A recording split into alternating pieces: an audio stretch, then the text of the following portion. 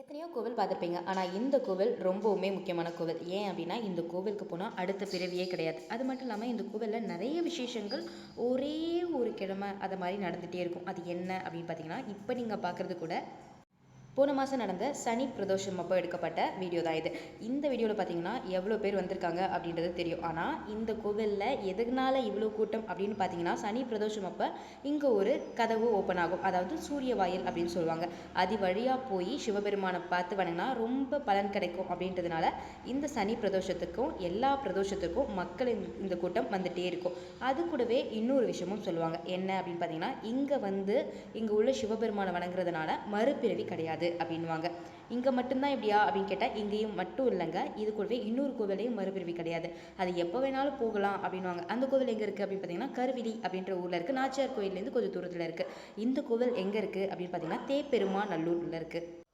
நல்லூர் அப்படின்னாலே தனி சிறப்பு அப்படின்வாங்க. ஆனால் இந்த ஊருக்கு தேப்பெருமாநல்லூர் அப்படின்னு சொல்லுவாங்க. இதுக்கு எங்கே வரணும் அப்படின்னா, திருநாகேஸ்வரத்துலேருந்து நீங்கள் உள்ளார போனீங்கன்னா இந்த தேப்பெருமாநல்லூருக்கு போகலாம். எல்லா நாளும் எப்போல்லாம் இந்த கோவில் ஓப்பனில் இருக்கும் அப்படின்னு பார்த்தீங்கன்னா, காலையில் 11 மணி வரைக்கும் இருக்கும். அதுக்கப்புறம் சாயந்தரம் 8 மணி வரைக்கும் இருக்கும். எல்லா கோவில் ஓப்பனிங் தான். ஆனால் 12 மணிக்கெலாம் போனால் பார்க்க முடியாது அப்படின்றாங்க. இது கூட இந்த கோவிலில் விசேஷமான நாட்கள் என்ன அப்படின்னு பார்த்தீங்கன்னா, இந்த பிரதோஷம் தாங்க இங்கே விசேஷமாக நடக்கும். இங்கே பிரதோஷத்தப்போ நிறைய மக்கள் வருவாங்க.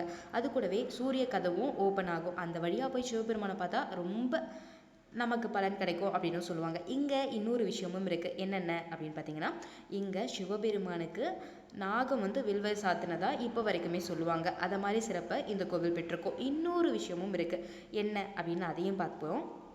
அந்த காலத்துலலாம் எல்லா சிவனோட கோவில்லையுமே எல்லா சிவபெருமானுக்கும் நந்திக்குமே ஏதாச்சும் கொஞ்சம் அபிஷேகம் தான் பண்ணுவாங்க. ஆனால் இந்த கோவிலில் ஒவ்வொரு நாளைக்கும் ஒவ்வொரு அபிஷேகம் பண்ணுவாங்களாம். அதாவது வருஷத்தில் எல்லா நாளும் தனித்தனி அபிஷேகம் நடக்குமா. அதை மாதிரி நடக்கும்போது ஒரு நாள் எதுவுமே இல்லாததுனால இந்த கோவிலில் ருத்ராஜ அபிஷேகமும் நடந்துச்சான். அதனாலேயே இந்த கோவில் ரொம்ப சிறப்பாக சொல்லுவாங்க. ருத்ராஜம் இந்த கோவிலில் கொடுப்பாங்க.